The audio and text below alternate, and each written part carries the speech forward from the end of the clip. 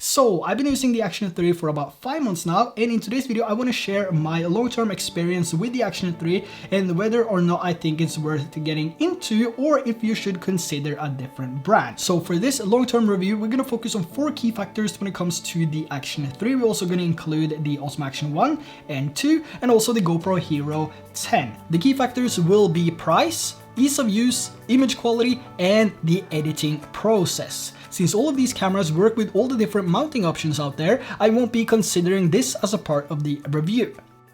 Now at first, when the Action 3 was released, it was probably one of the worst action cameras out there because it had this significant focus issue that everything was out of focus except for the background, which was miles away. So now that we have a new firmware update, which we received some time ago, so there's no new firmware update to this video, but we received it some time ago when we were introduced to the 10-bit color and also where they seem to fix the focus issues. So after updating to the latest firmware, I've been taking this out for quite some spins to film some of the videos that I published here on this channel. Some of them are the Avada videos that I've been recording on the side with the Action 3, and some of them are the DJI Mini 3 Pro. I also been filming a lot with this during the winter with my son, and I've also gone back and forth doing a lot of focus testing with the Action 3 to see if the issue is still there or if it has been completely removed or just partially improved. Now first, let's start with the user experience of the Action 3 and how this is compared to the GoPro Hero 10,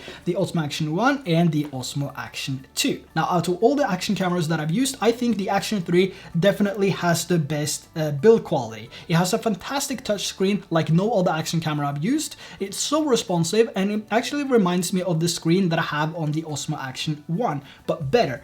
This screen is fantastic, but now we have the same screen on the Action 3 but improved, so that's definitely gonna take the step up and be number one when it comes to the screen. And a feature I never thought I would ever use as much as I've done is the front-facing touchscreen. This has been my go-to screen for nearly all the videos I've recorded. It's actually extremely easy to navigate through the touchscreen and it is extremely responsive. So when you touch something, that's the thing that will open or that's the setting that you change to. So I'm extremely satisfied with the front-facing screen, and what I really love is that you have the same amount of settings control on the front screen as you have on the back screen. So I really appreciate that DJI has implemented and added that into the Action 3.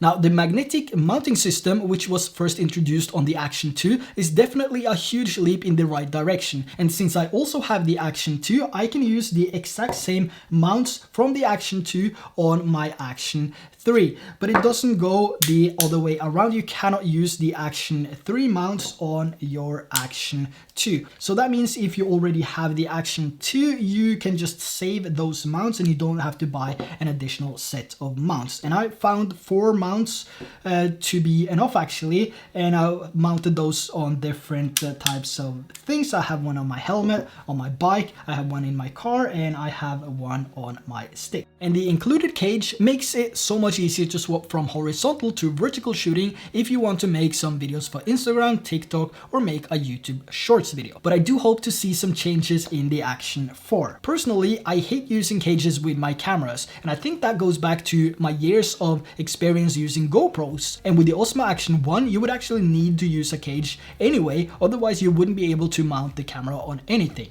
The Action 2 with the magnetic lock system was a huge improvement, but here I also felt like I needed a cage because it's basically a framed screen and a lens, so it feels so fragile. So if only DJI could make the Action 4 with some sort of a flip out system for the magnetic lock system, that would be awesome. Something like an option to flip out the system which is already there and then add an option to lock it in place when shooting vertical videos. But yeah, the user experience is really good, but it also comes down to what you prefer. And comparing the overall experience with the Action 3 to the Action 1 and the Action 2, it's basically the same. All of these 3 cameras are super responsive when it comes to touching around on the screen, and they all 3 provide some of the same quality. There is a leap from the Action 1 over to the Action 2, but from the Action 2 over to the Action 3, there's not a significant difference difference in quality. But as for the GoPro Hero 10, I still think that the Action 1, 2 and 3 are more responsive and works faster when it comes to navigating through the settings. Now, I don't know about you, but to me it doesn't really matter how fast the camera turns on or how smooth and easy it is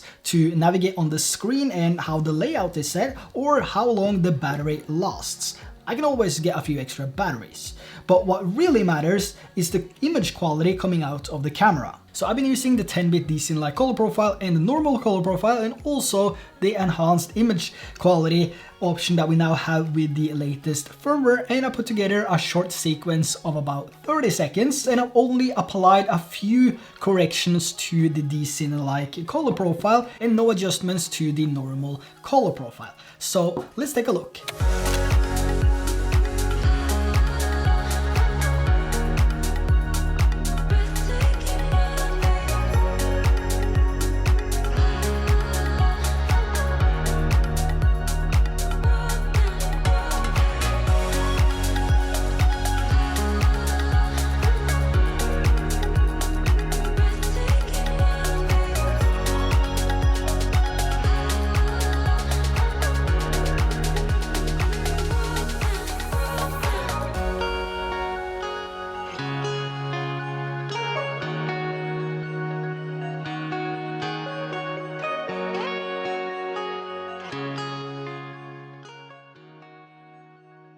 So let me know what you think of the image coming straight out of this camera with minimal adjustments to the DC-like color profile and no adjustments to the normal profile. Let me know down in the comments below. Now, one of the things that bothers me with this is not the Action 3 itself, but it's actually the fact that I haven't been able to travel overseas to actually use this camera as a travel camera, which is the main reason I get these action cameras, to put them on a surfboard, to put them on my paddleboard, and to do some, dive, snorkel with them. And I haven't been able to do that because of commitments here at home with school, work, and all of that. So I'm really looking forward to the summer now, so I can be able to capture something else which is not snow or where the imagery just looks sad, because that's the season we're in now. If it's not snow, everything looks so sad. Now, DJI has also done a good job correcting the focus issue we experienced on the release, but in some situations the GoPro Hero 10 is still proving to be the better optimized camera. And with the GoPro cameras, you can also select between 3 different sharpness settings, which you don't have with the Action 3. So for that, a huge benefit for the GoPro Hero 10, 11 or 8 or 6 or 7, whichever you have, that you can actually change the sharpness settings. The sharpness I used on the Hero 10 in this video was medium, and I think this provides the overall best image quality without needing to add additional adjustments in post. However, for daily usage, I see no major differences between these two cameras. I mean, you're not getting an action camera to do the test I've done in this video. You're most likely taking it on a trip to document your travel, or mount it on your bike, or do some vlogging or action sports. Now, when it comes to the editing process, and what I mean about that is color correcting and grading the 10-bit DC-like footage coming from the Action 3, or adding some extra spice to the normal color profile like a custom LUT. Now, I do actually prefer the normal color profile of the Action 3 over the 10-bit DC-like, just because it goes faster. And with my signature LUTs, I can only apply a single LUT to the footage and I don't have to think about anything. I don't need to do additional corrections. The only thing I have to do is to adjust the intensity of the LUT, and I have a perfectly good looking image for my travel sequence. So for that reason, I'm in love with the normal color profile of the Action 3 because it's so much faster and it's so much easier to work with. But I do find DJI's DC-like color profile to be one of the easiest and best to color correct. And it only took me a few seconds to correct this image right here. But when it comes to an action camera, I really want everything to be super fast and super easy. So for that reason, I prefer skipping the 10-bit DC-like color profile for the normal color profile on the Action 3. To me, the Action 3 and the Hero 10 is pretty equal. They both deliver in their own ways, and what I really like about the GoPro Hero 10 is the vibrant color profile and the ability to shoot 5.3K, which is really awesome and something that I wish I had on the Action 3. However, the Action 3 creates a more natural look to the eye, so if that's the thing you're after, then Action 3 should definitely be your action camera. You also have a natural color profile on the Hero 10 and also a flat profile. I'm not a huge fan of the flat profile though, so I never use it, but the natural color profile is also a pretty good option, but I really love the vibrant one. And for the Action 3, I really like the normal color profile and the colors that it provides, the color science, and that it gives you this natural to the eye look. Now let me know your thoughts on these two cameras or any of these cameras if you have any of them, and which one do you prefer the most? The big question would be, which of the GoPro and the Action 3 do you prefer? The Hero 10 or the 11 or the Action 3? Do you have both? Do you have any of them? Which one? Let me know down in the comment section below. And if you have any questions related to the Action 3, let me know down in the comment section below. And also, if you haven't subscribed already, that would be really appreciated if you click that subscribe button and turn on the notifications so we don't miss out on any videos. Also, if you found any value in today's video, please let me know by giving this video a like. And with that said, thanks for watching, and I will see you in the next video.